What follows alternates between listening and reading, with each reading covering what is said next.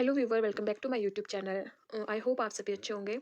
आज मैं आप लोगों के साथ बीएड फर्स्ट सेमेस्टर के पेपर वन का एक टॉपिक है इंडिविजुअल डिफरेंसेस, वो डिस्कस करने जा रही हूँ। तो चलिए स्टार्ट करते हैं कि विभिन्न व्यक्तिगत विभिन्नताएं होती क्या है। व्यक्तिगत विभिन्नताओं का अर्थ है कि एक व्यक्ति जो है दूसरे व्यक्ति से किस तरह से अलग है, उसकी कौन सी विशेषता उसे दूसरे दूसरे व्यक्तियों से अलग करती है, वो उनकी इंडिविजुअल डिफरेंसेस कहलाते हैं। वो आपकी फिजिकल भी हो सकती है और इंटरनल भी हो सकती है, जैसे हेरिडिटरी फैक्टर्स भी होते हैं कई बार। तो चलिए इसकी डेफिनेशन देखते हैं। ड्रेवर जेम्स के अनुसार मानसिक या शारीरिक लक्षणों के संबंध में समूहों की औसत से विभिन्नता या विचलन समूहों के व्यक्तिगत व्यक्तिगत सदस्य में होने वाली व्यक्तिगत भिन्नताएं हैं। सीबी के अनुसार व्यक्ति के बीच भिन्नता या विचलन एकल विशेषताओं या कई विशेषताओं के संबंध में है। वे अंतर जो उनकी समग्रता में एक व्यक्ति को दूसरे से अलग करते हैं, वे व्यक्तिगत विभिन्नताएं कहलाती हैं।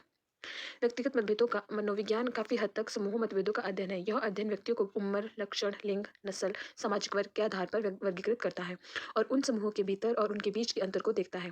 व्यक्तित्व भिन्नताओं के अंतर्गत शारीरिक, मानसिक, सामाजिक एवं सांस्कृतिक विभिन्नताओं आदि का अध्ययन किया जा रहा है। प्रत्येक शिक्षक को अपने विद्यार्थियों के बीच व्यक्तिगत अंतरों का ज्ञान होना चाहिए। शारीरिक रूप और काया आदतों और कौशल, रुचियों और स्वभाव, क्षमताओं और उपलब्धि में व्यक्तिगत अंतर को पहले ही पहचानना आवश्यक है, कि तभी जो एक टीचर अच्छे से अपने बच्चों को पढ़ा सकता है, उनकी योग्यता और उनकी समझने की क्षमता के अकॉर्डिंग। तो जो टीचर्स को है अपने बच्चों के बीच में जो इंडिविजुअल डिफरेंसेस का ज्ञान होना बहुत ज़रूरी है। तो नेक्स्ट है व्यक्तिगत विभिन्नताओं के कारण। तो इसमें जो पहला कारण है आनुवंशिकता या हेरिडिटरी फैक्टर। व्यक्तिगत मतभेदों के सबसे महत्वपूर्ण और मुख्य कारणों में से एक आनुवंशिकता है। व्यक्तियों को विभिन्न शारीरिक लक्षण जैसे चेहरे की बनावट, विशेषताएं, आंखों और बालों का रंग, त्वचा का रंग, खोपड़ी का आकार, अंधापन, रंग अंधापन मतलब वो कलर ब्लाइंडनेस, स्क्रब टाइफस और कैंसर और तपेदिक जैसी कुछ बीमारियों की प्रवृत्ति मानसिक लक्षण जैसे विरासत में मिलते हैं। यह एक स्वीकृत तथ्य है कि आनुवंशिक विभिन्नताओं के परिणाम स्वरूप शारीरिक और मानसिक विकास की मात्रा और दर अलग अलग और अलग अलग व्यक्तियों में अलग अलग होती है। तो जैसे हेरिडिटरी फैक्टर होते हैं, वो इंडिविजुअल को दूसरे इंडिविजुअल से कई तरह से अलग करते हैं। एक तो उनकी बाहरी शरीर की बनावट होगी और कुछ हेरिडिटरी फैक्टर होते हैं, जैसे हम जानते ही है कि हेरिडिटी में आपको अच्छी चीज़ों के साथ साथ जैसे डिजीज वगैरह भी ट्रांसफर होती है। तो ये जो है इंडिविजुअल डिफरेंसेस क्रिएट करती है पर्सन टू पर्सन। नेक्स्ट है वातावरण या एनवायरमेंटल फैक्टर। वातावरण व्यक्तिगत अंतर को महत्वपूर्ण रूप से प्रभावित करता है। बच्चे के परिवेश में परिवर्तन उसके व्यक्तित्व में होने वाले परिवर्तनों में परिलक्षित होता है। वातावरण में भौतिक, बौद्धिक, सामाजिक, नैतिक, राजनीतिक, आर्थिक और सांस्कृतिक कारक शामिल हैं। ये सभी कारक व्यक्तिगत विभिन्नता पैदा करते हैं। आधुनिक वैज्ञानिकों का मानना है कि व्यक्तिगत विभिन्नताएं आनुवंशिक और पर्यावरण दोनों के कारणों से होती है। व्यक्तिगत आनुवंशिकता और पर्यावरण के बीच पारस्परिक संपर्क का परिणाम जो है इंडिविजुअल डिफरेंसेस है। तो ये तो हम जानती है कि जो हमारे इंडिविजुअल डिफरेंसेस या फिर ह्यूमन की जो ग्रोथ एंड डेवलपमेंट है, वो hereditary as well as environmental factor से इफेक्ट होती ही होती है। तो नेक्स्ट फैक्टर है जाति, नस्ल और राष्ट्र का प्रभाव। विभिन्न जातियों और नस्लों के व्यक्ति बहुत स्पष्ट अंतर प्रदर्शित करते हैं। आमतौर पर देखा जाता है कि क्षत्रिय के पुत्र में साहस अधिक होता है, जबकि व्यापारी के पुत्र में व्यापार के गुण होते हैं। इसी प्रकार विभिन्न राष्ट्रों के व्यक्ति अपने व्यक्तित्व, चरित्र और मानसिक क्षमताओं के संबंध में अंतर दिखाते हैं। नेक्स्ट है आर्थिक स्थिति और शिक्षा। तो परिवार की का जो आर्थिक स्थिति है और सोसाइटी में उनकी क्या पोजीशन है, पेरेंट्स कितने एजुकेटेड है, तो इसका प्रभाव भी जो है बच्चों की ग्रोथ और डेवलपमेंट पे पड़ता है। और वो एक बच्चा किस बैकग्राउंड से आ रहा है, ये उसकी पर्सनैलिटी में दिखता है। जैसे व्यक्तिगत व्यक्तिगत अंतर माता पिता की आर्थिक स्थिति और बच्चों की शिक्षा के कारण भी होते हैं। दो आर्थिक वर्गों के बच्चों में समानता होना संभव नहीं है। नेक्स्ट है शिक्षा शारीरिक विभिन्नता। कद का छोटा या लंबा होना, रंग का काला या गोरा होना, मोटा होना, पतला होना और कमजोरी शारीरिक व्यक्तिगत अंतर है।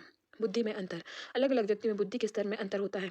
हम व्यक्तियों को उनके बुद्धि स्तर के आधार पर सुपर नॉर्मल से बेवकूफ़ में वर्गीकृत कर सकते हैं। नेक्स्ट है दृष्टिकोण में अंतर। अलग अलग लोगों, वस्तुओं, संस्था और सत्ता के प्रति व्यक्तियों के दृष्टिकोण में भी भिन्नता होती है। उपलब्धि में अंतर। उपलब्धि परीक्षणों के माध्यम से यह पाया गया है कि व्यक्ति अपनी उपलब्धि क्षमताओं में भिन्न होते हैं। ये अंतर पढ़ने, लिखने और गणित सीखने में बहुत अधिक दिखाई देते हैं। उपलब्धि में ये अंतर उन बच्चों में भी दिखाई देता है जो बुद्धि के समान स्तर पर है। ये अंतर बुद्धि के विभिन्न कारकों और विभिन्न अनुभवों, रुचि और शैक्षिक पृष्ठभूमि में अंतर के कारण है। मोटर क्षमता में अंतर। मोटर क्षमता में अंतर विभिन्नता होती है। ये अंतर अलग अलग उम्र में दिखने को मिलते हैं। कुछ लोग यांत्रिक कार्यों को आसानी से कर सकते हैं, जबकि अन्य समान स्तर पर होते हुए भी इन कार्यों को करने में कठिनाई महसूस करते हैं। नेक्स्ट है लिंग के कारण अंतर। मनोवैज्ञानिकों ने कुछ अध्ययनों के आधार पर पुरुषों और महिलाओं के बीच निम्नलिखित अंतरों की खोज की है। पहला है महिलाओं की याददाश्त में अधिक कौशल होता है, जबकि पुरुषों में मोटर क्षमता अधिक होती है। महिलाओं की लिखावट श्रेष्ठ होती है, जबकि पुरुष गणित और तर्क में श्रेष्ठ होते हैं।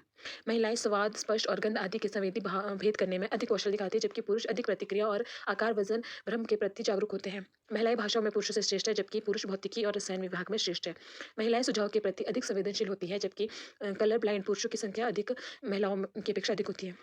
नेक्स्ट है शिक्षा में व्यक्तिगत विभिन्नताओं की भूमिका। आधुनिक शिक्षा के महत्वपूर्ण उद्देश्यों में से एक व्यक्ति का पूर्ण विकास है। व्यक्तियों के अलग-अलग लक्ष्य, अलग-अलग रुचियाँ, भावनात्मक समस्याएँ और अलग-अलग क्षमताएँ होती हैं। हम बच्चों को शिक्षा देने में इन व्यक्तिगत अंतरों को नज़रअंदाज नहीं कर सकते। इसलिए स्कूल के काम को व्यक्तिगत अंतरों के अनुकूल बनाने के लिए कुछ व्यवहारिक प्रक्रियाओं का सुझाव दिया जाता है, जैसे कि इसमें फर्स्ट है कक्षा का सीमित आकार। आमतौर पर कक्षा में 50 या 50 से अधिक छात्र होते हैं। इतनी बड़ी कक्षा में शिक्षक का प्रत्येक छात्र पर ध्यान दे पाना संभव नहीं है, इसलिए कक्षा का आकार छोटा होना चाहिए। नेक्स्ट है उचित वर्गीकरण। अलग-अलग बुद्धि स्तर वाले छात्रों का वर्गीकरण किया जाना चाहिए, तब भी शिक्षक उनकी आयु, रुचियों के अनुसार उन्हें पढ़ा पाएगा। नेक्स्ट है गृह कार्य। शिक्षकों को व्यक्तिगत अंतर को ध्यान में रखते हुए छात्रों को गृह कार्य सौंपना चाहिए। नेक्स्ट है अध्यापक को छात्रों की रुचि के अनुसार पाठ्यक्रम को सरल रूप से संशोधित और निर्धारित करना चाहिए। नेक्स्ट है व्यक्तिगत भिन्नता समझकर शिक्षक यह समझ पाता है कि किस प्रकार के बच्चों के लिए शिक्षण की कौन सी विधि अपनाई जाए, जिससे कि वो पाठ्यक्रम को अच्छे से समझ सके। नेक्स्ट है व्यक्तिगत विभिन्नता का ज्ञान शिक्षक को बच्चों के शारीरिक और मानसिक दोषों को समझने में मदद करता है। तो ये थे एजुकेशन में इंडिविजुअल डिफरेंसेस की इम्प्लीकेशंस। ये जो 16 नंबर का क्वेश्चन बनता है, तो आई होप आप लोगों को समझ आया होगा। तो आज के लिए बस इतना ही। Please like, share and subscribe my channel. Thank you so much.